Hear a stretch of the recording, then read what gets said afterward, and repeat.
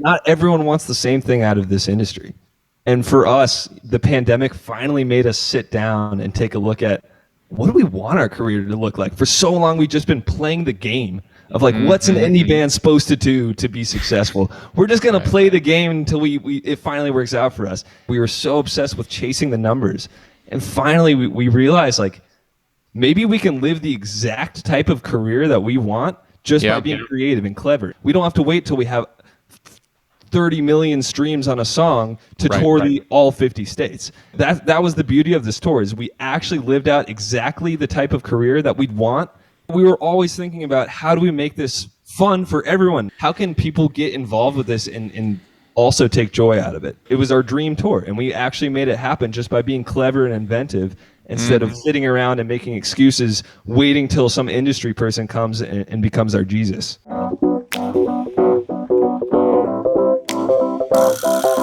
What's going on? Welcome to the New Music Business. I'm your host, Ari Herstand, author of How to Make It in the New Music Business. The book, 3rd edition, coming very, very soon. Today, my guests are the guys from Walden, the band Walden, and their manager, Matt. They have an interesting story at the kind of the fall to the end during the winter of 2021, I guess September to December to be exact. They went on a 50-state tour. They called it 50 States on $50. And that means they left their hometown of Nashville with $50 that they could spend on expenses, and the rest they made happen. They booked it themselves. They don't have a booking agent, and it was a pretty crazy ride. They tell a bunch of stories in this episode, so if you want to hear some tour stories from the road and how they made it all work, and how 18 hours ago they landed their show in Pensacola, Florida, and how that all went down, we get into that. And they grossed $80,000 on this tour, which is quite a feat for never visiting the vast majority of these states or cities prior to leaving for the tour. Very impressive group of guys. Great music, by the way. You should check out Walden, the band. If you're into alt rock, if you love Coldplay, if you're into that sound and that whole style, these guys are a great rock band. Find them on Instagram. It's Walden Grams, or find them on TikTok, Where's Walden Tour. You can actually visit the website. We're going to link it in the show notes of the where'swaldentour.com, and you can kind of learn all about it and play with their interactive map. Find me at Ari Herstand on Instagram and Twitter. Find all of us that are making the show happen at Ari's Take on Instagram, TikTok, and Twitter. Visit aristake.com. Get on that email list. You'll be notified about all future episodes and all the most important info on the new music business we send out to the email list. So aristake.com. Get on that. And please give us a 5-star review on Spotify and Apple Podcasts, or however you're listening to this. Please give us that 5-star review. Give us a comment. Love to read these comments. All right, let's kick into the show. All right, guys, welcome to the show. Thanks for having us. Thank you. Yeah, we got the band Walden here. We got their manager Matt here today. We have 4 people. This is the most packed episode I've ever had of guests all at once. I'm very excited to see how I can manage this. No, it's gonna be great. Matt's a manager, so he can help you out. Great, Matt. You're gonna definitely have to help me with this one. Okay. Family affair with Walden. Absolutely. All right. So this is interesting because, I'm excited for you to tell the story today because the headline, which I introed already, is that the band Walden did a Where's Walden tour where they visited 50 states, played 51 shows. And you're a totally independent band. I'm assuming you guys kind of booked this yourself and promoted it. And what was most impressive is because, a lot of bands go on tours and they book it and they try to do it themselves and no one shows up and they lose their asses. They come home, they break up. I've seen that, it's a timeless story. Unfortunately, it happens. In your initial email to me, you're like, between 100 to 300 people came to every show and you hadn't visited most of those states. So I want to know how you did all of this. Step me through the whole process, when you booked it, how you booked it, how you promoted it, and let's just, go from there. Who's going to kick us off? Yeah, I'll kick it off on the booking side. Matt and I and Jamie. This is Andrew. This is Andrew speaking. We kind of took control of the booking aspect of it, and the way we did it is. Hold on, Andrew. Hold on. Yeah. Can you turn your reverb off? I know you guys are all musicians or something, but I got some echoing something happening here, and I want to make sure that we're not in the vocal session just yet. I think we're just gonna keep it. Totally. Is it still going? Check. It's a little bit. We don't have any. Fine. We're on very basic. Just kiss the mic. It might be our massive house, Ari. We live in a pretty baller mansion here in Nashville. Interesting. All right, keep going. We'll figure it out after. It's no problem. I'll talk. Okay. Close to the mic. So that's cool. What we did is we have toured before, so we did have some main markets that we've been going to. Okay. Those included Atlanta, where we're from, Nashville, where we currently live, New York City, LA, Denver. Anything I'm missing? Those were some of the main cities. And so what we did first was we booked shows in those markets and considered those were our anchor dates. So before we had anything, we knew exactly when we would be playing in New York City. We knew exactly when we would be playing in Chicago. That's one I forgot was Chicago, and Denver and LA, etc. So that's how we started. Cool. And then once we had that, we knew we were going to sell tickets in those markets. We knew we were going to make money in those markets. So then it was about filling in everything in between. And the goal for that was, how can we do shows that are, one, interesting and fun for us, and then interesting and fun for our audience. So, for example, that is how we found ourselves in West Virginia on a rafting on a river with a rafting guide who is the man. His name's Dave. And then after our rafting trip, we went and set up a show and played for the entire, crew of rafting guides that live there on a mountain. So it's like, where were we going to play in West Virginia? We didn't really know, but we wanted to have the ability to do something cool. And that opportunity fell in our lap. So before we get into all these other shows in the West Virginia rafting trip and all that, so the show, so you felt confident about Chicago, New York, Atlanta, Nashville. How many times had you visited those cities prior? You can go ahead, Rich. Well, we've been in New York like 6 times before that, Okay. 5 times. We played in Atlanta. We've been a band for 10 years. Okay. We're originally from Atlanta. We went to school in Athens, Georgia, University of Georgia. So we've been playing in Atlanta in the southeast area for a long time. Okay. And then we made one California trip before. Never played in Denver. However, we knew we had a ton of fans in Denver. Yeah. How did you know that? Just like I don't know, just a bunch of Southeast people have like moved out to Denver, and we just had a feel. And then Spotify stats, etc. Okay. We felt good about that one. Chicago, we felt great about. So yeah. Okay, cool. So, all right. So you had some of these anchor dates that you knew going out were going to be your, at least you're going to sell well and theoretically some money makers help you get through the whole show. So that was going into this. How many of those were there? There were, I think, 7. So that was Atlanta, New York, Chicago, Denver, LA. And I'm probably missing a couple, but are you asking how many of them were booked before we actually left? Well, no, let's get into it. So let's do it. So you had 7, but no, but it's good to know going into this, you wanted to do 50 states. 7 of those dates, you had a draw in. You'd previously played. You knew you could probably get some people out, do well in those cities. So talk to me about the process of booking from start to finish. You have 7. You're like, all right, those are anchor dates. What about the other 43? Right. So I'll take this again. Yeah. So what we then did was we started the full-on onslaught of outreach to literally everything. The idea was like, if we thousands of emails. The idea was like, if we reach out to every single possible place where we could play, there's going to be something that pops up that's really cool. So that is what ended up happening. We were reaching out to every brewery in a city, every unique performance space. We played a really cool DIY space in Boise, Idaho, where we had never been before. So it was really the idea of like, throw all the paint at the canvas and see what comes about. Okay, but let's.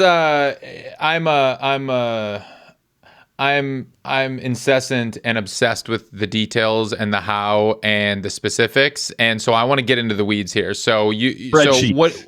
Yeah. So what do you mean that? Who are you reaching out to, and how did you find these people?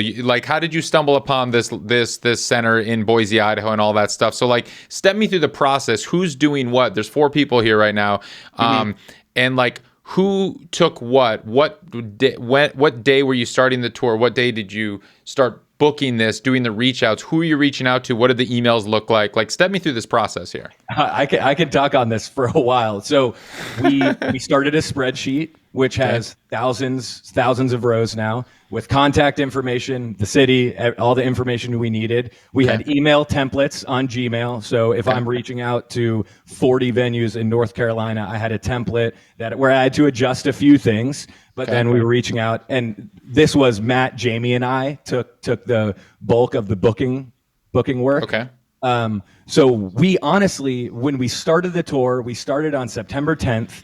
We had everything up through the East Coast and into Chicago. It was about 20 shows booked before we left on the tour. So do some quick math. You got 30 shows left to book while on the tour. So we were, a huge part of this was that our van was a grind zone. The hot spot was working harder than you could ever imagine. And we were multiple hot spots. The specifics of it are literally like breweries in insert city, get the contact info, make your list, and bomb the emails out. And the Boise one, another strategy that I found during the tour was going on local Facebook pages. So I went and found local Boise musicians network or musicians of Boise, and I made posts about our tour. I said, anyone interested in figuring this out with me? Someone reached out right away and was like, dude, this is cool. I have a space. I think we can put something together. And sure enough, we had 60, 70 people packed in this warehouse space in Boise. And it was, a really good time. So that DIY was tour postings too. DIY tour postings is another Facebook group. It's a big group. Facebook group that I think is, national. And story with that. And it allows you to say, hey, I got a tour coming through the Northeast. I need a date. I need one date in Philadelphia. Anyone got anything for this date? So you were just Googling breweries. Why did you start with breweries in the cities versus traditional music venues? We didn't necessarily start with breweries. What happened was we started reaching out to all the traditional music venues, but as you know, if you've never been to a city, it's hard to get a date somewhere. That's just how it is. So the places where we sold tickets, we can get legit, venues. But what we found is for our specific tour, breweries and establishments like breweries were a great kind of middle ground where, one, we could guarantee ourselves an audience, and two, guarantee ourselves a little bit of a payday. What we found is that venues are a lot less likely to kind of, go ahead and say, all right, $400, you got it for the night. There's a guarantee for you. But a brewery is more open to saying, you know what, few $100, we love your music, come on down, play a set, and it is what it is. So these brewery shows, they were giving you guarantees, and they weren't charging tickets necessarily. They figured you were providing entertainment for their guests. Right. Okay, cool. Exactly. And if I can jump in for a sec, taking it back 1 second. So before we hit the road, before any of the actual on tour started out, we had to map out how are we going to get through 50 states. And for context, we did it in 91 days. So it wasn't just like we could play in this state in any given day. Once we had about 10 dates booked, which were major cities, like LA was in November 6th. Denver, Colorado was November 14th. New York was September 22nd. So once we had certain anchor dates, we knew how many days were in between each date. So we knew like if it was actually physically possible to get from one state to the next. So in the first 25 days, we hit like 21 shows. It was like boom, boom, boom, not very much downtime. But then New York City, we're there for like 3 or 4 nights. And then we keep moving. So we had a lot of those key cities that we knew like, we had to book months in advance. I mean, I think the guys actually booked Atlanta and New York first, and they were booking that in like April, May. So like many months in advance. And then once I was on board with the tour, we started to book some more of the cities like Chicago, Ann Arbor, Michigan ended up being a venue show, etc. So once we hit the road, where'd you play in Ann Arbor? The Blind Pig? Played the Blind Pig. I went to school there, and I'd always wanted to put a show there, and so it was cool to go back. You went to the University of Michigan? I went there, yeah. Cool. What years? I graduated in 2018. Okay, so post Wolfpack, I guess. All right. Post Wolfpack, but they came and did a free show on the streets my like junior year, which was awesome. It was like a pop-up show, so super cool of them. But all that to say, we like had a spreadsheet with every single day of the tour listed out, and then anytime we booked a show, we'd highlight it blue, we'd highlight it green. No, not nice. No, just kidding. As soon as we finished it, we highlighted a different color, and dates we needed to book were a different color. So Andrew, Jamie, and I took a lot of lead on the booking side, like Andrew mentioned. And anytime we booked a new show, it was like a victory. Like we'd be. I mean, we have stories to tell, and we'll get into those. But it was a lot of building the plane and flying at the same time type of thing. But we knew at the minimum we had this mission that the guys came up with, which was we're going to tour all 50 states. And we did it. We played a show in every state and made at least some money in every show, and came out on top at the end, and we're still standing. So amazing. So logistically, you're saying, okay, you got this spreadsheet. I'm assuming this is a Google sheet because it's shared and it has to be in the cloud. You're not each having your own Excel sheets needing to email each other and getting all that messed up. So okay, you're storing this in the cloud. Did you use any other booking services like Indie on the Move or anything else for research or outreach or anything like that? I used Indie on the Move a good amount to just find venues, but I found it was just pretty old school and outdated. Yelp ended up being our best friend. If you search like bars with live music in the insert city, there'll be a Yelp article or two, and almost always the coffee shops or breweries or bars listed on that article were legit. So Yelp ended up, in my experience, being like probably my go-to resource for finding. Andrew took lead on a lot of the Facebook DIY stuff, which worked out a couple times really well. The Facebook stuff, there's a few little hacks there. Is if you can't find the contact information on a venue's site or an establishment's website, most likely their email is on their Facebook page because it's a required field. So there were a lot of places that I was like, this could be a really cool thing, but clearly their website wasn't updated, but the email was right on their Facebook page, or they replied to a Facebook message. So I found that if you Facebook messaged a brewery or a bar or a coffee shop, that typically goes to the owner, and they almost always responded pretty quickly. So they might be like, hey, definitely interested, email this person or call this person. But I got to the point where we were calling venues. There were some last minute bookings, Ari, and we can go on for days about this, but you can ask the guys. I'm making 50 phone calls to every brewery in Pensacola, Florida, basically begging someone to take us. And because this plan's shifted, put us in this city instead of this city, and we had this much time. So like the show had to be Monday night. But we were traveling with a PA system, rack unit. The guys are super professional touring artists, so we could basically plug and play anywhere. So there was definitely some, I'd say like a traditional promoter or agent might have looked at some of our tactics and thought that's not how you do it, but it worked for us. That's amazing. And Matt, were you on the road with them too, or were you doing this remotely? Yep. So for a little more context, I met the guys that year through a friend. That year, you mean last year, 2021? Less than a year ago now. It was March 2021. And we conceived the tour together, and they did all the branding and came at me and were super excited. That sound kind of sexual, Matt. We conceived the tour together. on the first day we met. Yeah, literally the first time I ever met these guys in person. I was in Nashville, coincidentally. I had been introduced to Richard and Eric like a month prior, and we went to get drinks, and I didn't have any expectations, but I was trying to become a manager at the time, and and they happened to be looking for management. And literally, I mean, actually, I want Eric to tell the story, but in the first meet, let's just say the Where's Walden tour came from that. So, cool. Eric, you wanna fill in the blanks there? Yeah, absolutely. So we're sitting at this bar called Rosemary and Beauty Queen in East Nashville. It's one of our favorite. That's what it's called. I've been thinking about what was that spot called for a while. So thank you, Eric. Yeah. And so we're sitting there with Matt, and he's just trying to sort of get to know our band and understand our situation and how he can fit into the whole picture. And he figured out that we have a van. We had a nice van that we were just sitting on, and we weren't really touring, obviously, because the pandemic had made things pretty difficult. But he had got to thinking, he was like, guys, we could do some sort of tour with your van. Like, we don't have to sit here. And then he went to the bathroom. And at the same time that he went to the bathroom, I like started going off on a little train of thought, because this was around the same time that the pandemic was making me go nuts. And I was like, I just want to travel anywhere, just get out of here. We've been stuck in our house. And I've always wanted to see all 50 states. That's just like a weird bucket list item I've always wanted to cross off. Yeah. And then I was like, why can't I combine that with our band? And we do a tour and we try to hit all 50 states.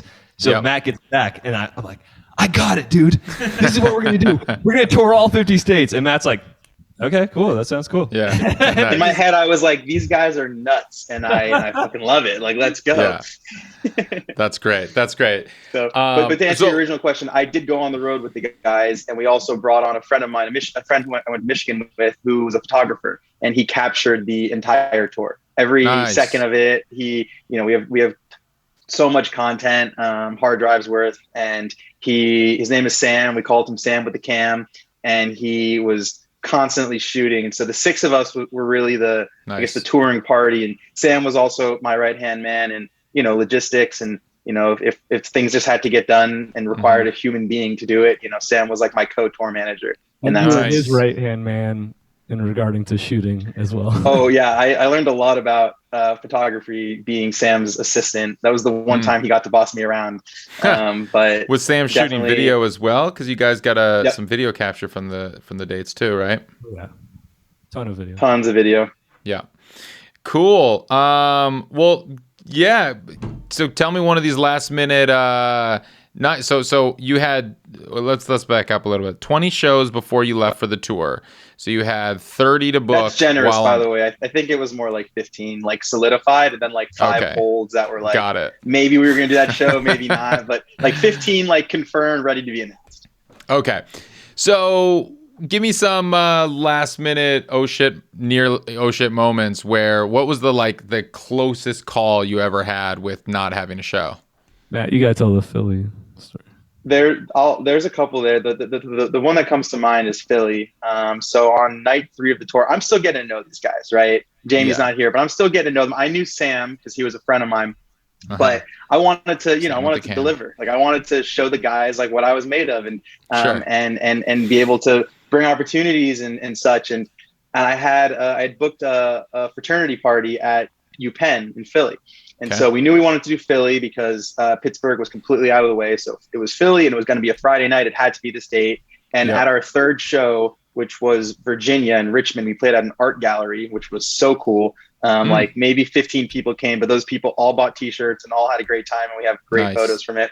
But at that show, I got the email that the fraternity had to pull out due to the university not approving of the event.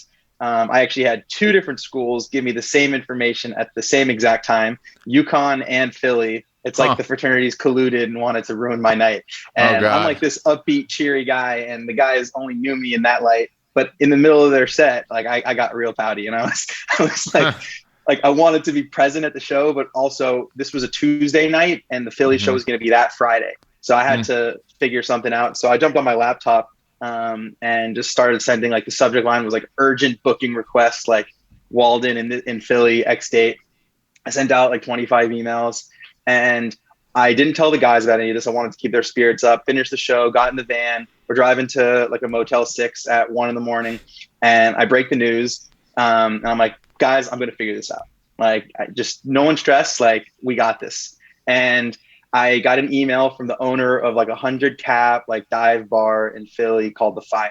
the owner emailed me at 1 a.m. Hi, Matt, it's Karen. Call me. I got that email at 1 a.m. So I called her at 1 a.m. in the van. I was like, guys, I think Sam we might have a video of this somewhere. Nice. And I speak with her, and it's funny. My mom's name is Karen. So I instantly, broke bread with her, and we were having a great chat. Nice. And she's like this opera singer, has like a lot of history. And she owns this rock venue that boasts like all these rock bands, like My Chemical Romance played there and whatever.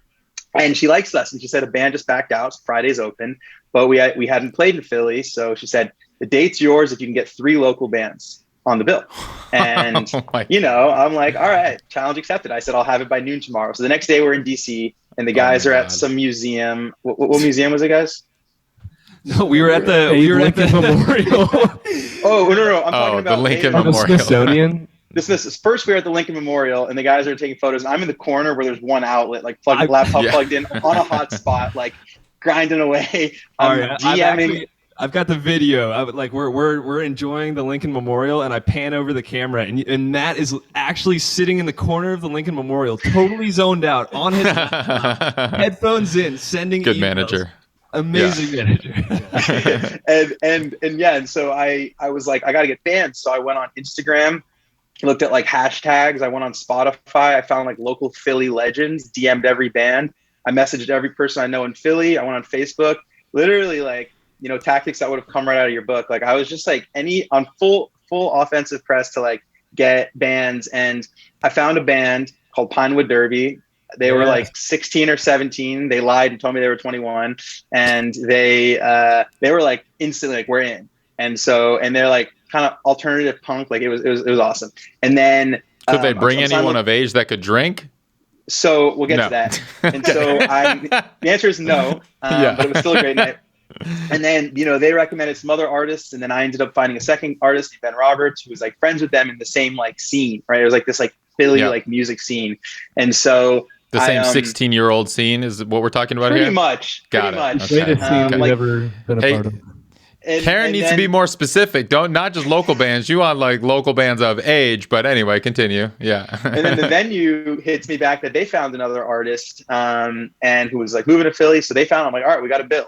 So we put a poster together, last minute palooza. We go to Temple University. I'm like handing out flyers to like everyone I can. It was like down the street from the venue. Wow. And we had no idea what to expect, but the capacity was like 100. I think we sold like 81 or 82. And the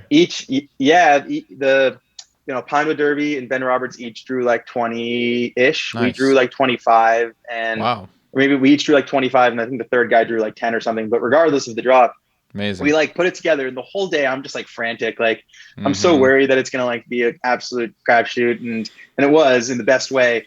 We get to this bar, we set it up, and it's just really like it's kind of dingy, but it's like pretty rock and roll. Like it's a dive room. And I'll let the guys tell the story of the show, but up till the actual first band kicked off, I was petrified because I really didn't want to disappoint the guys. Like I always felt like I had to like prove that I could actually bring something to this tour, since they have all this history as a band and and done a lot of shows. So all that's to say, the bands all showed up, and I'll let the guys tell the story. But last minute palooza happened. Nice, great work. Yeah, Matt is a legend for that, because it ended up being actually at least our favorite show of all time. Yeah, we played hundreds of shows, and like it actually ended up being like this young crowd just knew how to get down. They just like were freaking moshing from the start. Like crowd. These are the teenagers that snuck in with fake IDs. Okay. Yeah. It was no. So on the fake ID front, the venue called me like, Matt, no one here is even 18. Like, and the venue was separated, like the venue room and then the bar room. So they basically weren't allowing anyone to bring alcohol to the venue side. So it was like a dry concert room, but then anyone 21 up and up can drink in the bar room. The venue just wanted to look good and sell tickets and make their cut and all that. So they were cool with it. Fucking love all ages shows, man. I wish more people would do it, but it's like when the business model has got to sell the alcohol, like the all ages kids, man, they're still getting into shows. They're not posturing or anything like that. That's great. Man, no, these kids knew how to get down. Like we started our show, and it was actually funny because between each show, they just had a habit of all going outside, mobbing outside together. And then we start our show. There's basically no one in the venue. We're like, oh crap, did everyone leave? Was everyone here for the other acts? Yeah. And then sure enough, we start right as we start the first song. They all pour inside, Nice. and they start losing their mind. To shout out Pinewood Derby, one of the guys from Pinewood Derby is like, "Are you about to go on?" I was like, "Yeah, we're about to go on." He's like, "Okay, I'll go grab everybody." Yeah, And he goes up and grabs the Legend. entire squad, and then they Nice. come in and just start moshing to our music, and I'm like, "This is what it's about." But yeah, like I took Wow. a crowd surfing guitar solo in that show. That was a first. We could It was wring just- out our shirts with sweat. Yeah, Crazy. we- You got I mean, video we for gave this? We got to 110%. see this. Yeah, we do have video. Yeah, for we that. got video. Yeah, we got Nice. plenty. Nice. We'll send you some after. Cool. But yeah, that was, I'd say, the most like epic last minute one. Like Pensacola, which was state, or Florida was state 49. The night before it, I'm calling every brewery because we thought one thing was going to work out. It didn't. And so that was like, you know, who would ever take us kind of thing. And we got a cool spot, and we had some fans who met us in Alabama who drove like a couple hours out to our show in Pensacola, Florida, and ended up being like both a good merch night and also just like a good, like we were shooting a music video on the beach earlier that day, and a couple who was doing a nationwide tour in a van, just like for fun, like just traveling around the country. We we hit it off with them during our music video shoot, and then they came to the show and had the best time, and like Wow. really were like supporting us. So it was so cool, man. None of this would have been possible without like really sweet people coming through and supporting us at these shows and in between. So that's Yeah, that that's one what was I want. booked within like less than 24 hours before we played. That one was booked like 18 hours before. Whoa! And that was where in Pensacola? What was It was a brewery. Honestly, the breweries are starting to like blend in my head. Like I'll send you the spreadsheet later. That's fine. I'm like, I love this little thing on your website. So for anyone listening, you can check out where'swaldentour.com, and it's interactive. This is really cool, where every stop of the tour is right here, and I can roll my mouse over it, and it tells me the date, the city you played, and then if I click it, it usually brings me to the Instagram post from that, like the recap of that show, which is a lot of fun to kind of see all this, and it's got all the stats and all that here. And so you ended in Nashville, the grand finale, December 10th. And so you started, let me just get these dates right. So you started in Atlanta on September 10th, and then you ended in Nashville on December 10th, right? 90 days, craziness. And you went up the coast. You started in Atlanta. You went up to Maine. Then you crossed over. I'm just a step through this all. Then we crossed over to Kentucky. We did a little loop-de-loop here. West Virginia, Indiana, Ohio, Michigan. Then we're going up through the Midwest here. We're hitting Chicago, Madison. Where'd you play in Madison? That's where I'm from. Carbon 4 Brewing. Don't know that spot, but cool. That was another one where we had just out of our control. We had a Saturday night show booked in Madison, and through some things that were completely out of our control, that had to be canceled. So that was another frantic, oh my gosh, will you have us play Monday? And they were like, sure. Yeah. Cool. And then Minneapolis, also a second home for me. Then you're in North Dakota, or you're going through the Dakotas, we're in Montana, then we're going through up to Washington. We got Seattle, coming down the coast through California. Seattle, we flew out to Alaska from Seattle. Oh, shit. Okay, so Seattle, that's when you go to Alaska. Yes. So that's interesting. October 28th in Seattle. You flew from Seattle. Okay, so you went round trip. So you did October 23rd in Alaska, flew to Seattle, played that show a few days later. Did you spend some time in Alaska? Yes. Yeah, we spent like 4 days there. Yeah. Wow. How was that? Yeah, It was your first time there, It was right? incredible. Yeah, it was incredible. I've used an app before called Couchsurfing. I don't know if you're familiar with it. Oh, yeah. Yeah, so I've just, when I've been traveling before, I've used Couchsurfing, but I had met a guy named Tio on Couchsurfing. I've never actually stayed with him, but leading up to this, he saw that we were coming to Alaska to play a show, and so he absolutely hooked it up, man. He found us through his friends. He found us a free Airbnb. They took us on. They climbed a mountain with us. We climbed this snow-capped mountain range. It was amazing, and then the next day we toured a glacier together. So he's I mean, Couchsurfing is a very cool app. There's people on there who are just doing that because they love it, and he's the ultimate host, and he showed us an amazing time the whole stay for Alaska. We love to. That was amazing. Sick. That's great. And then we're rewinding for a sec to get to Alaska, and I'm sure we'll get into this a little bit, but we had a little bit of a live crowdfunding going on our website where people could donate to support different buckets of expenses. So people could donate a tank of gas, or they could donate a hotel somewhere to stay, donate a round of drinks. And so we ended up creating the Alaska Fund, and then later on the Hawaii Fund. And we'd announced our shows, and people donated. I mean, we made enough to cover like flights. What was the for platform 6 you dudes. were using to donate? We built our own website. It was on the website. So and I got to shout out the guys because they built the PayPal entire you have website support and us here. Everything. We used WooCommerce and WordPress. So we wow. built the website with WooCommerce and WordPress. Hell yeah. Eric and I had some previous experience with WordPress, just in trying to pay the bills. And so we were just accepting, we were using credit card payments. You could just like you buy any other product, you could. Sure. Oh yeah. So what's the site looks great. So you guys designed this? Who's the designer of the group?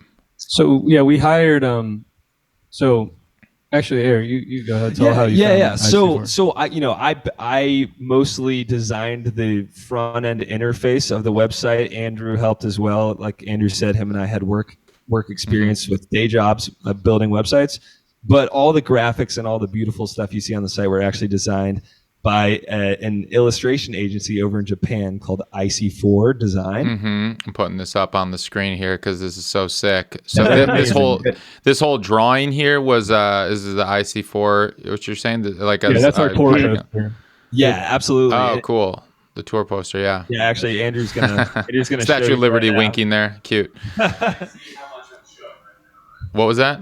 So Andrew's showing you we got full to print poster. out and. Oh wait, hold on. Let me stop sharing so I can see. Oh, there we go. Sick. Yeah, so it was awesome, man. I reached out to them, just found them through a Google search. We were looking for Where's Waldo style illustrators. I found them. I thought it was a total shot in the dark, but the whole spirit of this tour was just send the email, see what happens. Cool. They responded to us. They loved the idea. So I sent them just a couple. I was like, it'd be really cool if we could work in like the Statue of Liberty and maybe the Golden Gate Bridge or something. And they send back the final poster, and it was just so above and beyond what we had asked so for. Incredible. It was amazing. And so also too, you can't really see on the website, but actually the four of us are snuck into the tour poster like it's Where's Waldo. Each of the Where are you? You can see them in Mount Rushmore right there. You can't tell you that. Oh, that's you. All right. Oh yeah, there you go. Andrew is playing the drum right above Mount Rushmore. Yeah. Oh yeah. I love this. So Killer. it's a piece of art. Like it's a beautiful piece of art that we're so excited that they wanted to be a part of our tour, and we got to work together on it. The poster's great. What were you selling those at your shows for? 30. Great. We ended up dropping it to 25, but we started them at $30. Okay, so let's talk about your merch game. First off, major props on the website on setting up the WooCommerce integration with WordPress. I mean, that's no easy feat. I know that. And you probably made a bunch more money because you didn't have to give up commissions to a platform like an Indiegogo or GoFundMe or something like that, which takes between 5 to 10% of all of it. And so WooCommerce is just the transaction fees of, I'm assuming, around 3% or something like that. So cool. So let's talk your merch game, because I'm assuming with most of these breweries giving you $100, how much? Give me an average of what they're paying these people. 100 to 300 maybe. Yeah. Okay, so you're making 1 to 300. There were some good ones that were over 500, like 500, 800, a grand. Like guarantees. We had 2 breweries do 1,000. So tell me this, Matt. How did you? All right. So tell me about the negotiation and how this worked, and like what's the cold pitch email, and then how did you negotiate? Like, how was there such a big range from some shows are 100, some shows are 1,000? Totally. I mean, in terms of like the breweries and the bar type shows, or just shows in general? All of it. I mean, hey, like the guys put together such an impressive package of, our EPK and all that. Like, it's just really inclusive. And Where's your EPK? Is it still up? Can I see it? Yeah. The website /EPK. All right, I've never shared my screen during a podcast interview before, but I'm doing it this time. So if you're watching on YouTube, you get to see this. If you're listening somewhere else, you can head over to YouTube and see it. But all right, so let me pull this up here. So pop the EPK up, and then I just have to say, like, the guys have been doing this for a long time. They've played festivals, they've been on tour, they've supported artists. So, to me, it was like not a hard sell. Like, these guys they're awesome performers, like make amazing music, and you're getting them like for way less than you should be paying them. And so the guys would never say that to like a brewery owner on the phone, but like I would, because I believe that. And I also, having seen the guys, it all clicked for me the first time I saw them in July. I was like, oh yeah, this is a show. Like, this is an experience. This isn't just like a rock band or something like that. Like, this is a full stack experience. So in terms of the negotiations, and again, Andrew, actually everyone in the band booked at least one of the shows. So everyone like had their hand in like at least one or two booking. It wasn't like I did everything or Andrew did everything. Like, everyone contributed in some way. Like, Richard's family owns a farm in Hillsborough, North Carolina, and we did a farm show early on.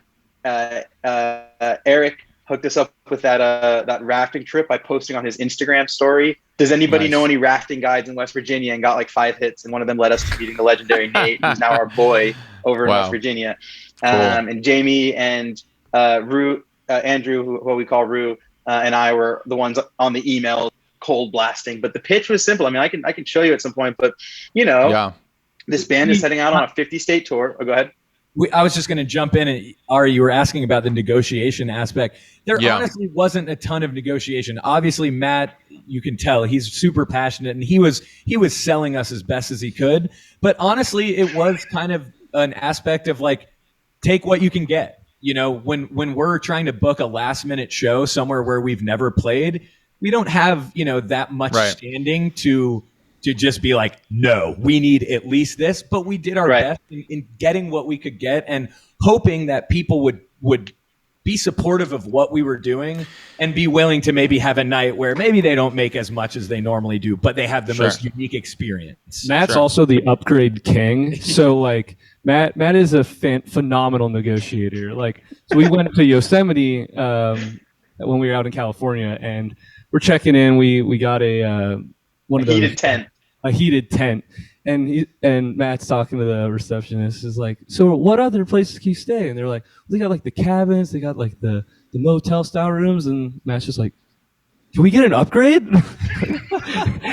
He was never afraid to ask. It worked out. You don't ask, you don't get.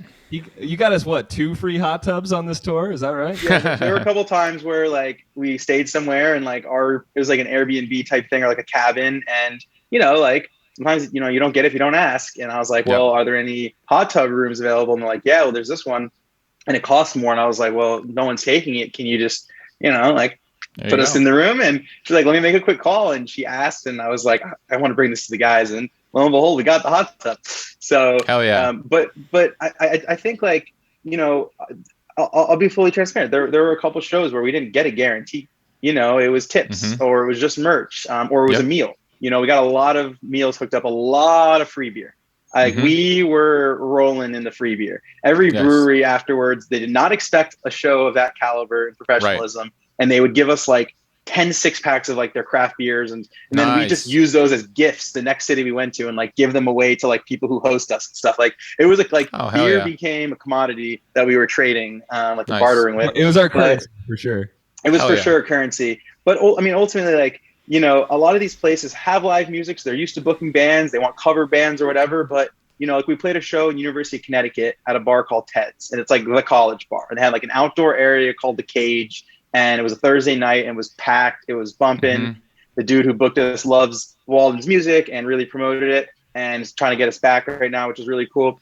And we had a flat fee and it went so well, and they gave us extra money. Like, hey, like take this, like you guys deserve this type of thing. Oh, that's great. And so for every show where it was like a low guarantee or it was like $100 dinner or whatever, there were a couple where, the the venue really bought into what we were doing. And once they saw the guys perform and do their thing, they're like, how did we get such a steal? And we want to like hook these guys up. So we were definitely not greedy, but I was stern in that, like, I wanted to make sure the guys got something out of it.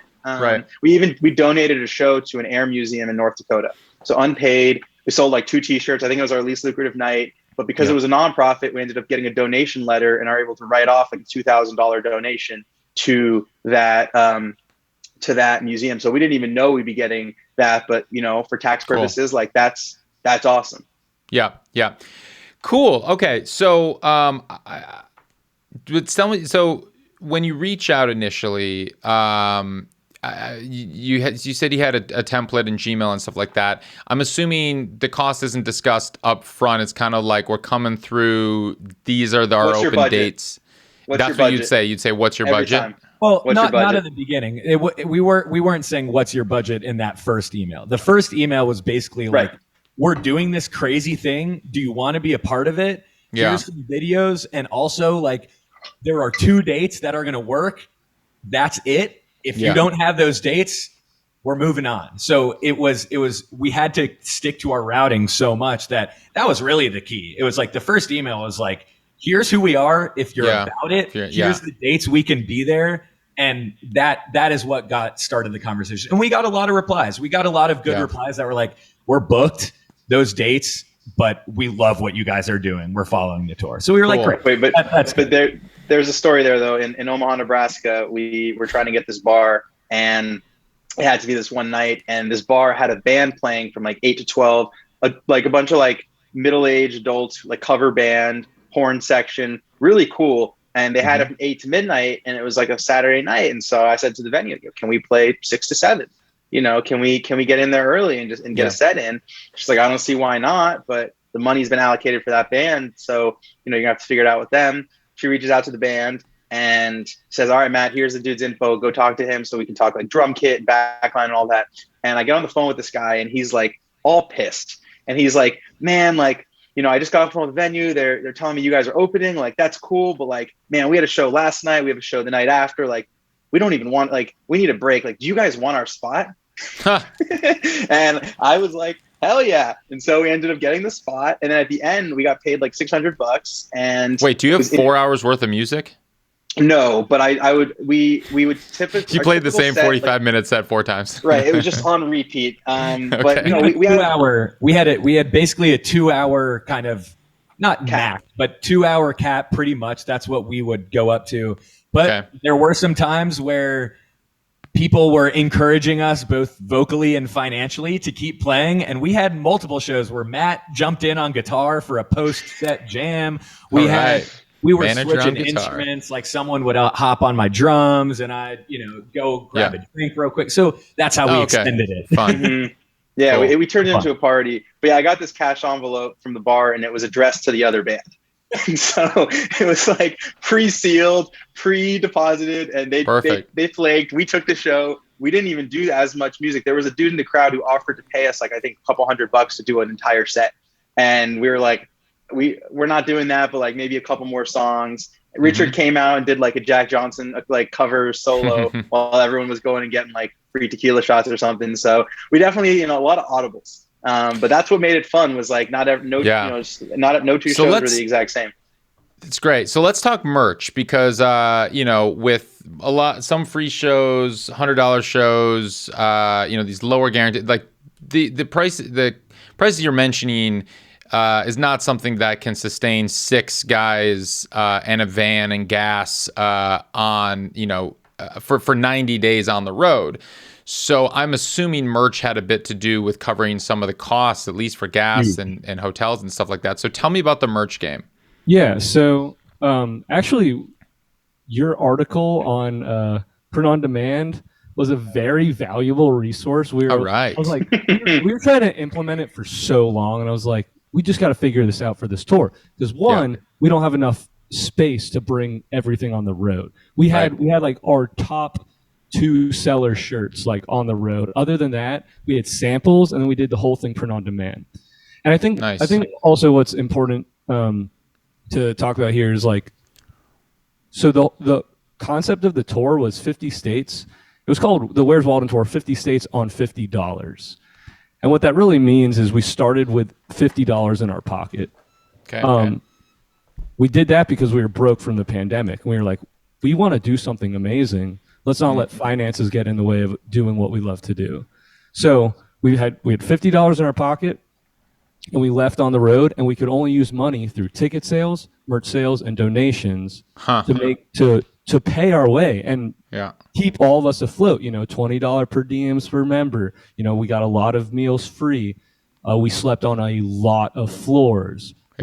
We put together funds to get flights to Alaska, flights to Hawaii. The merch pretty much, if not doubled our income, the guarantee or the show revenue every single night. And that plus the donations kept us in the green the entire time, which was the goal. We never want to spend that $50 that we left off with. We want to keep that in our pocket, and we're only going to use the money that we made. And we did it through the merch, which was great and like a huge hit. And us at the show saying, can we sleep on your floor? Like, we're doing this crazy thing. Can you check us, can you buy us a meal? Can you treat the band to a tank of gas? Can you treat the band to a hotel room? Can you treat the band to a round of drinks? We made all these fun, interactive items, and then we shouted them out on the story. We said anybody who donated and treated the band, when we're filling up that gas in Maine, we're like, thank you, whoever for doing this. Like, this is how we are. Literally without you, we wouldn't have been able to do this. So you're saying that you did print on demand shirts. So, a lot of these companies everything print on demand as well. What's that? We had everything on print on demand on our website. So we use Printful, and posters. You could get posters too. And just to jump in, we had limited space for inventory. We had configured, Jamie, who's not here, and his dad, who's like an engineer, had configured the back of the van to be like a wooden box that had cubbies and like perfect space allocation to fit like guitars here, rack unit here. Like, it was a masterpiece. Guitar cases, literally measured. So did you ship them? Sorry, go ahead. I was just gonna say, so in some cities, like if I didn't have, like, so I did all the merch sales, and sometimes Richard or someone would help me, but I was like the merch guy. Yeah. In some cities we hired, like in New York at Mercury Lounge, we hired an intern for $50, and it was me and that intern doing it together. But I did a majority of the in-person sales, and we had a square reader. And if there was a design someone liked and we didn't have their size, they could, of course, go on the website, they could order it. But how many people are not going to convert and go home and forget? So what I would do is I would still I'd show them on an iPad or on a phone, the different designs and the sizes, and they tell me what they want. And I'd go on Square, I'd order it, I'd swipe their card. And then later that night, Richard and I were fulfilling orders and getting them to the people, because I didn't want someone to want something and then leave without it already placed. Smart. And doing that, I mean, obviously selling stuff in person is a lot more profitable. You order 100 t-shirts, those are going to cost, X amount. But if you do print on demand, the margin's a lot smaller. So obviously in-person sales were key, but we almost sold out our in-person stuff. I mean, we did a big order of a popular t-shirt that we still have some leftovers from, but like a couple Where's Walden t-shirt designs sold out. Like a new design sold out in the first 3 shows. I sold all 50 t-shirts, and we're like, well, shit, we got to order more. And then when you would order more, are you ordering from a bulk inventory printing? Okay. And then you have it shipped to a venue or something like that? So like a family member's house, or, we have to also just shout out all the family and friends who like either let us crash with them or, let us use, like my friend Jackson lent us a drone and we got drone footage, and shout out Jackson. There's an amazing story from the second night, and I want to let Eric take the story, involving Charleston, which was night 2 of the tour, September 11th, Saturday night, and we did not know where we were staying. And I'm setting up merch. So night 2, I'm still getting my feet wet with running merch and stuff. And this dude walks in and he's like, "Hey, I just wanted to say I am really excited for the show. I vetted you guys, and I'm looking forward to it." And I was like, "No way." He's like, "Yeah, I come here all the time. It's a popular spot. It's called Tobin's Market." And he's like, and I looked up the bands and I really liked it. And so, so show starts. It was a 2-set show. I'm gonna let Eric take it from here. Yeah, I mean, so essentially what happened is that just when we got back on the mics for this start of the second set, I sort of kicked things off by just being like, hey, we just want to mention that we don't know where we're staying tonight. So if anyone has a floor we can crash on, that'd be amazing. Come talk to us. And then we just rolled into the first song. And then sure enough, that same guy comes up to us after the show, and him and his wife were like, we'd love to host you. And even though he was like, we have 4 empty bedrooms and we'd love to host you. There you go. Like, house. And he didn't just turn out to be like any stranger either. He's a famous ESPN sports writer. We had no idea. And he ended up, we got back at like 1 a.m. We basically had to like break into his house. We thought we were waking up his whole family. And he's in there waiting for it. He's still up. And so we ended up having beers with him and hanging out and just telling stories. It was amazing. And they made us pancakes in the morning. Wow, that's great. Yeah. So all right, let's so big picture takeaways now from all of this. What would you say if you were to do this all over again? What did you learn? What would you do differently this time? Book further in advance. And how far in advance did you start this? So you left, where did I put it down? September 10th, you left. When did you start the booking process? A few months before that, probably. Okay. No, you guys started in April. I think you got, you hit up, I think New York and Atlanta, like April or maybe May. Most of the anchor dates, we're taking care of 4+ months before leaving on the tour. But everything else like I said, we had the East Coast run up through the Northeast and then through Chicago. Yeah. Pretty much booked out, and up in Madison. But past that, so that would help. But on the other hand, the urgency of some of our requests did come out to have some of the most amazing shows of the tour. So obviously that's not something you want to do, is like plan to be in a terrible situation where you're desperate for a show 3 days before. Right. But some, like the Philly show, some of the things were, but you definitely, the promotion aspect, if we had some of the shows booked a month or two earlier, we would have been able to promote a lot better. Sure. And that's really the key, is that the word spreading would have just had more days to take hold. So that really would have been huge. Something else that I just want to note that made this tour successful, that we just mentioned very quickly and glossed over, is the fact that we were carrying a sound system with us. So these brewery shows, these little last minute things where it's like, we just are like, please let us play. A huge aspect of that was us being able to say, we're bringing our own sound, every single thing. All we need from you is a power outlet, and we're running our own sound. We're our own sound engineers. Do you have lights too? So we didn't have, we did have some lights. We didn't have a fancy light setup, but we had some floodlights and some cool vibe lights. And if we played a house party, we could set up the vibe a little bit.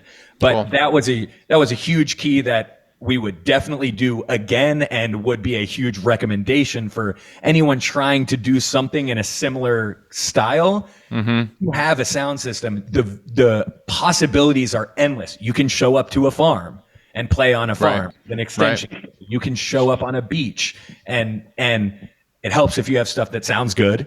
And so we're lucky enough to put that in our budget pre-tour, getting that. But that's a huge thing. Cool. We had to sell some stuff in order to buy some stuff. So it was some transfers of assets, sell this piece of gear so we can get QSC mains and things like that.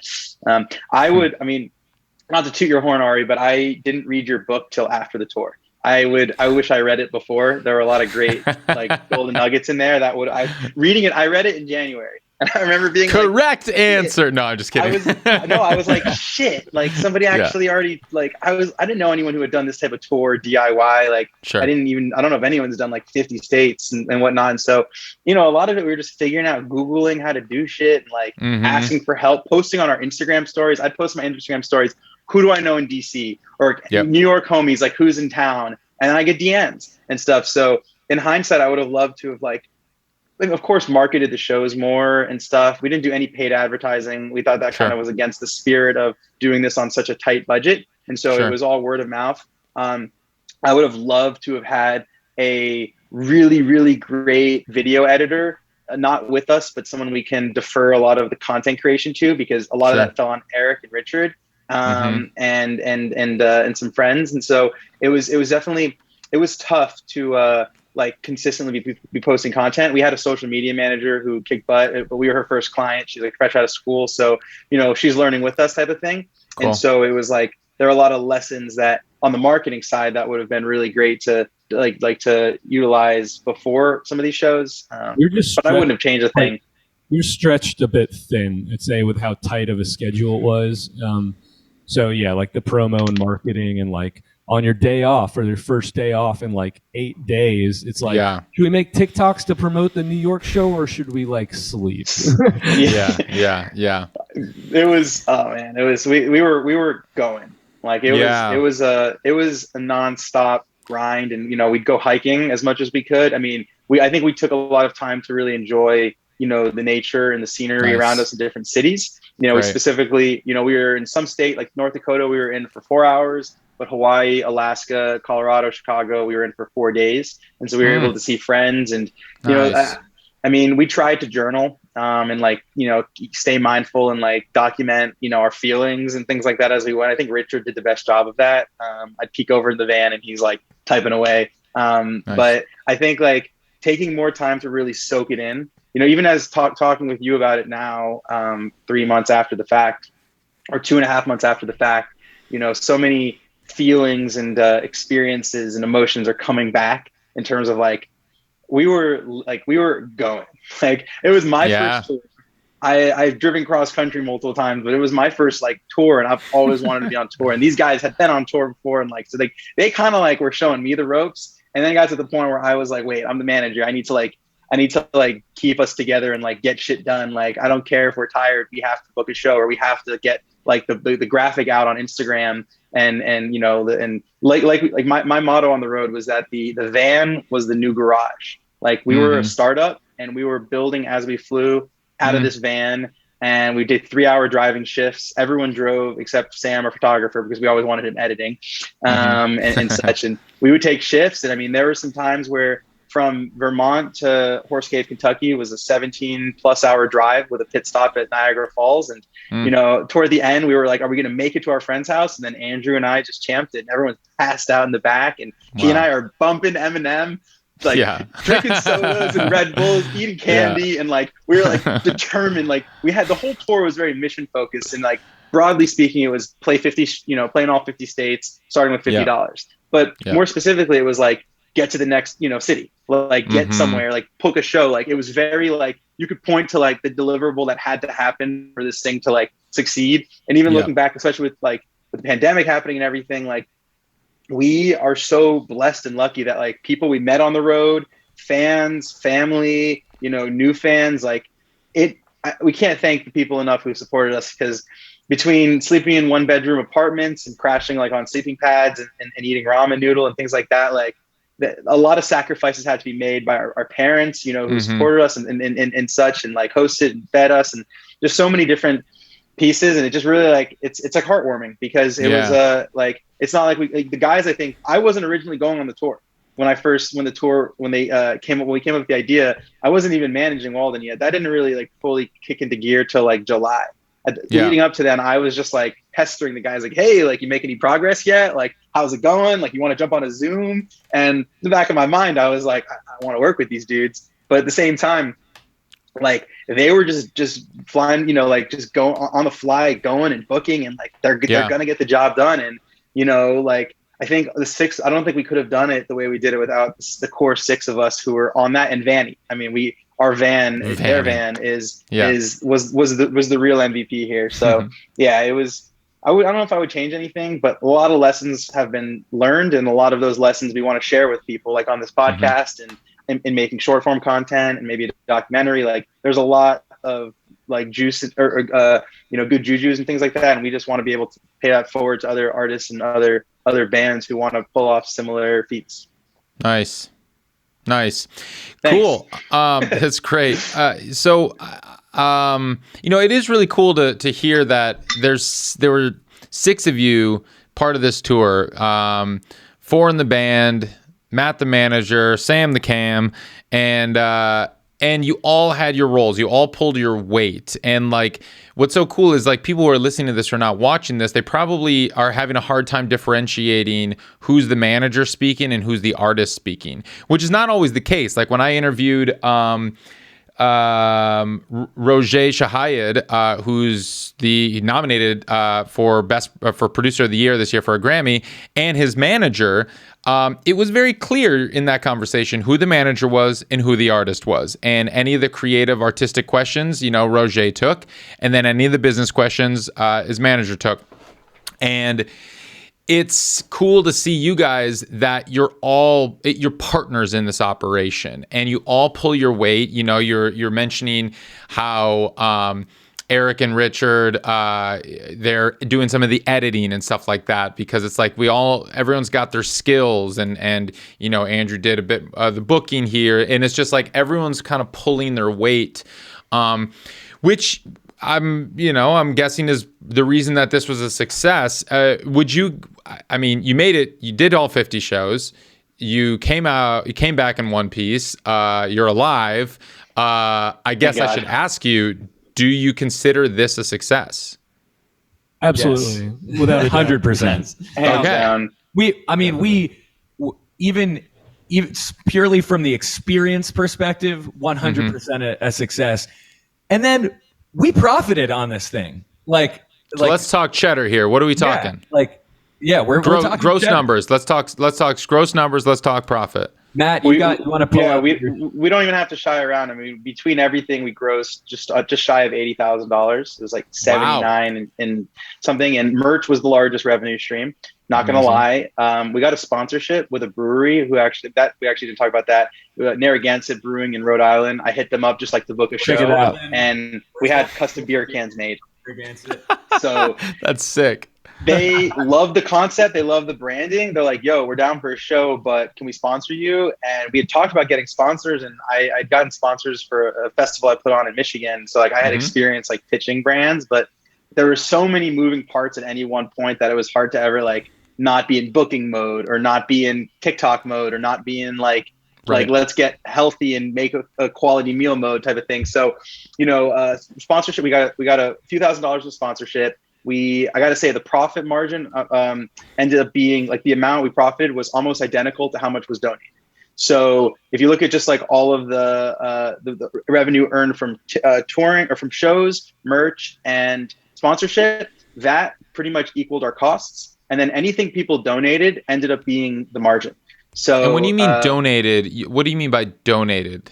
That means, like we talked about, we had merch items that were not physical merch items. Buy us a tank of gas, $40. Only on the website, so not at the shows. It's not like a tip jar you're talking. But at the same time, we did do tip jars, but also, so we had a barcode that we put on our van, and it was a magnet, and you'd scan it, and it would take you to our website. QR code. Oh, sorry, a QR code.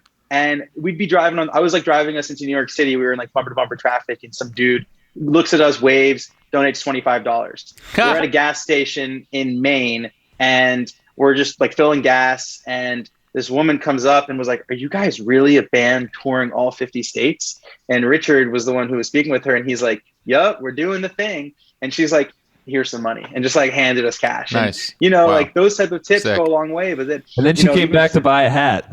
She came back to buy a hat. But taking it even a step further, I'm not going to name names, but we were in the most random city in Oregon, and it's a brewery, and the guys were low energy. We were all really tired. It was just Halloween in San Francisco, and we were tired. And anyway, we do the show, and the brewery could not have been nicer. It's called Too Shy Brewing, and a woman. I'm running the merch right at the entrance, and a woman walks in, and she comes up to me at the merch booth. She goes, "Is that Richard Becker on guitar?"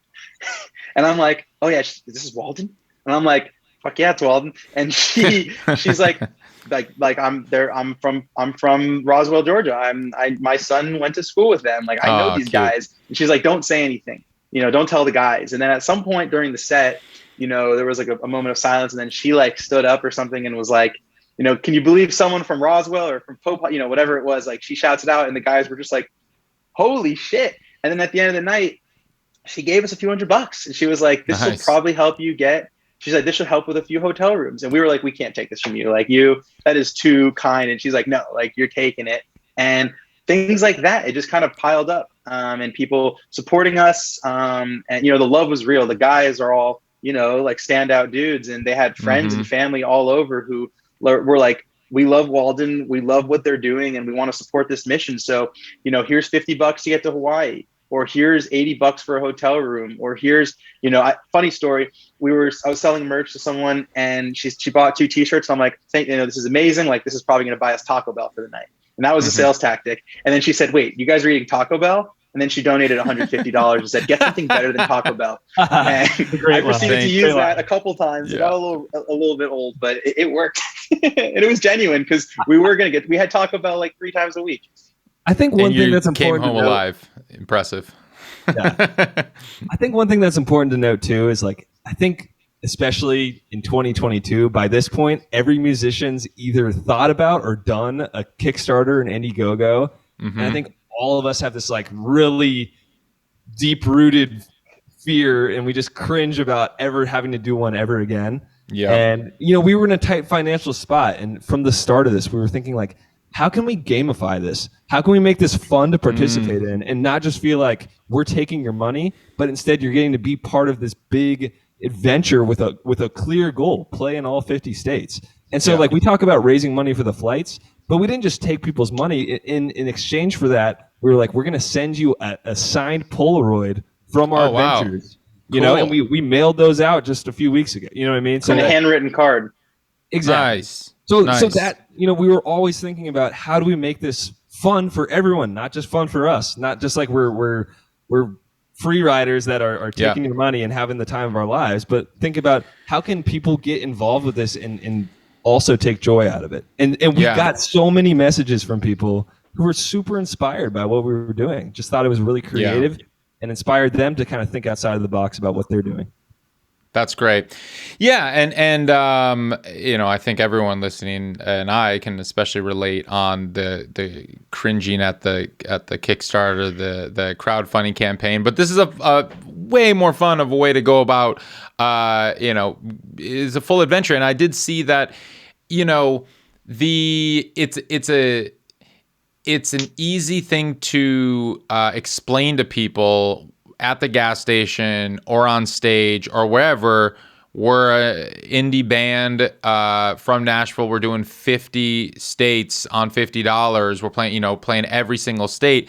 And people get excited about that. That's a story that they can tell. And it always comes down to the story. People need something to latch onto. And that's the tagline. That's the log line. And so like, I'm always, when I'm talking to musicians and I'm just like, what makes you different? What sets you apart? And it's just like, we spent this whole hour, we haven't even touched on your music, which is excellent, by the way. I really dig the sound. I'm a fan. We didn't even talk about the music because it's like, this is the story, and by the way, you guys make music. Yeah, I know. But you're on the New Music Business, podcast, and so that's what we're here to talk about. Once you go on Song Exploder, you can talk about the songs and the music. But, but that's the thing. It's like, this is the story of the band, of the moment right now, and that's what's exciting. And I was like, I was browsing your Instagram and seeing how the dude in Missouri was so excited by the mission, he bought $300 worth of merch and all of that stuff, and Legend. Yeah. And it's like, so you have all of these people that are so excited to be part of this journey. And mind you, like, we haven't talked about this or mentioned this. It's like, looking at your numbers, is like, we're in this obsessed society and culture, especially in entertainment right now, where we're all like neurotic about everybody's numbers. And it's like, numbers don't tell the full story. Like, your Instagram sits below 10,000 followers, and, your Spotify is at around like 17,000 monthly listeners with like 1 million plus streams or whatever. That's like, if you glance at these numbers, there's no way that I would have expected saying that after a tour you're grossing $80,000 and that you're even able to go on a tour. Most people are like, well, I can't tour until I got 1 billion streams and 10 million followers. That's the thing is like, you're a perfect example of, it's just like, no, you got great music, you put on a great show, and if you put in the work, you can make it happen. And fuck the numbers, because like the numbers they don't tell any part of the story, and it's all fleeting and negligible at this point too. It's just like what are streams, what are views, what are followers, and it's just like the connection and the reaction that you get from these people at these shows, like you can't quantify that in a number on social media. Mm-hmm. And so like you guys talk about the experiences that you have, and like, yeah, I mean, that is not quantifiable. And so it's like that, and the fact that you guys, you're all saying this was a success, and it's like however you measure success, that's all extremely personal. And so I want to actually end, this segues us into the final question that I ask everybody who comes on the show, and that is, what does it mean to you to make it in the new music business? I think it's doing exactly what you want to be doing. Mm-hmm. Not everyone wants the same thing out of this industry. And for us, the pandemic finally made us sit down and take a look at, what do we want our career to look like? For so long, we've just been playing the game of like, what's an indie band supposed to do to be successful? We're just going to play the game until it finally works out for us. And like you said, we were so obsessed with chasing the numbers. And finally, we realized, like, wait, maybe we can hack this. Maybe we can live the exact type of career that we want just by being creative and clever. And we don't have to wait till we have 30 million streams on a song to tour all 50 states. And so that was the beauty of this tour, is we actually lived out exactly the type of career that we'd want anyways. It was our dream tour, and we actually made it happen just by being clever and inventive, instead of sitting around and making excuses, waiting till some industry person comes and becomes our Jesus. I love that. Eric, thank you. Does anyone else want to add anything? No, Matt, you probably have a different angle. I mean, not to put you on the spot, but yeah, I mean, I love the question, because I think about it in general, like, what does it mean to make it, right? Like, not just in the new music industry, but I think about it in broadly speaking, like more specifically, like, I think you've made it in the new music business if you can, if you can support yourself doing what you love to do artistically, whatever that means. If that means, being able to retire on it, or if it means you can travel the country with your friends. I think that's one take. But more broadly, if you love, I think this applies to any industry, if you love what you do, you're doing what you love, and you're surrounded by people who support you and who, you can have fun with and can enjoy like this life you get. And to me, you've made it. And in any industry, because a lot of people are chasing the clout or the finances or this and that. And I've always believed that people who work hard, those who stay, all good things happen to those who stay true. I think Tupac said that. I'm a big believer in just doing what you feel and being self-aware. And so to me, if you've made it, if you love what you do and you're surrounded by amazing people. And I've thought about that the whole tour, nice. Even if we're playing this room or we've sold this many tickets, like, I feel like we've made our dream tour come true. And at the end of the night, it's the six of us hanging out and being together. And, were there moments where we bickered? Yeah. But, we came out of this closer than ever. And, I think that I speak for everyone. I say it was the tour of a lifetime. Cool. And we literally couldn't have done it without Matt and Sam. So they are incredible people and amazing team members. So cool. Yeah. Well, Walden, thank you guys. Thank you, Matt. Thank you for being a part of it. This was a lot of fun, and I wish you all the best. Yeah. Thanks, Ari. It was so cool.